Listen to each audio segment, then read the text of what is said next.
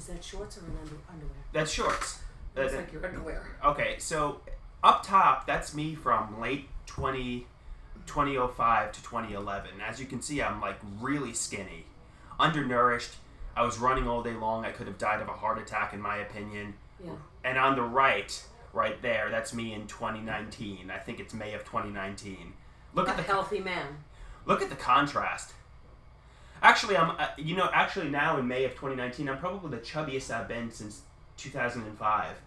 So, I mean, although my anorexic, like, running could have died of a heart attack or undernourished, wasn't good. I got a question for you. Mm-hmm. Like, why didn't you, Dale, or Dad stop me from running? We tried. We took you to Dr. McCarthy, Dr. Kremen. Don't you remember? I feel like you were neglectful. I guess we tried. I guess you don't remember. I guess you tried, but Dad and Stepdad didn't really do anything. Dale tried. Dale was with me. You don't remember. No, I do remember. But you don't remember. We tried. We followed you in the car. Don't you remember?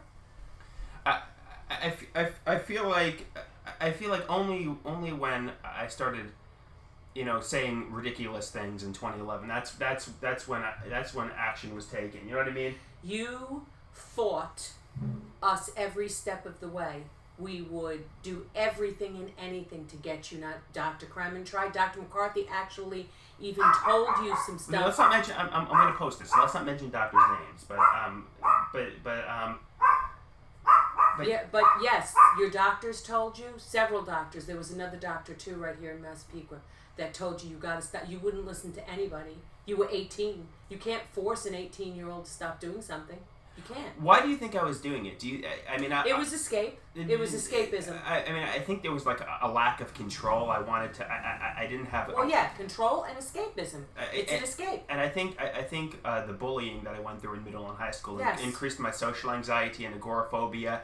And I didn't know what to do to blow off the steam. You know what I mean? Because but do you see that? So I turned to running, and I think I wanted a father figure to acknowledge and validate and say, Andrew, something needs to be done. I need. But it was, everybody said that to you. Everybody. I'm not just making that up. We agonized over it, and we fought with you. You don't remember the fighting? We used to fight with you over it, and you know what? People were right.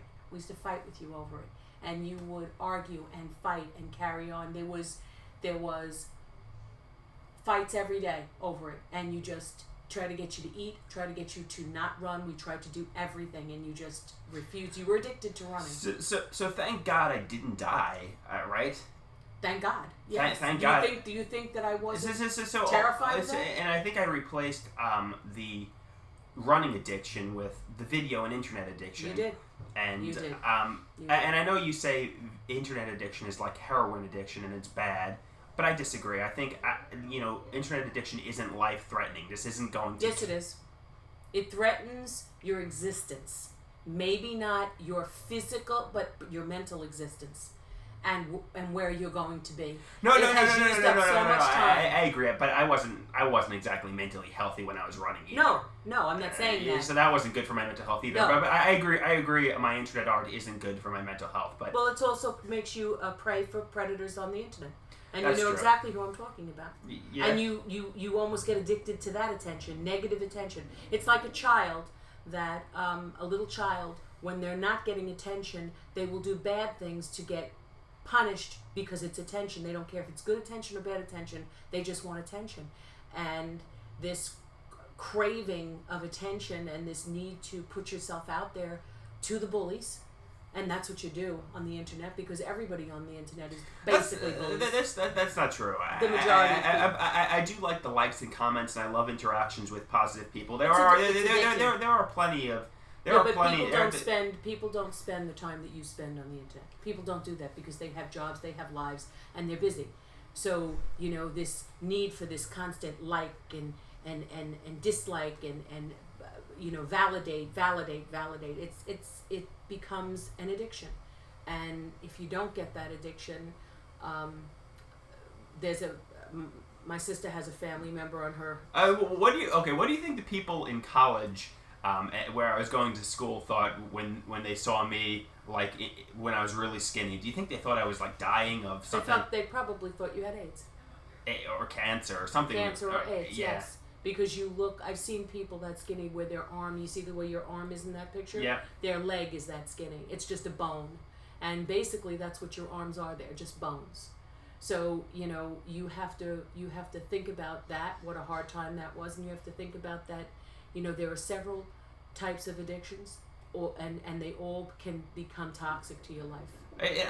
I've come a long way. I've experienced a lot of hurt, a lot of pain, and I need, you know, I guess I just want, you know, just to meet somebody who, and I'm not going to meet somebody by sitting in my room playing on the internet and putting all this on the internet. If somebody says this on the internet, this is your personal business.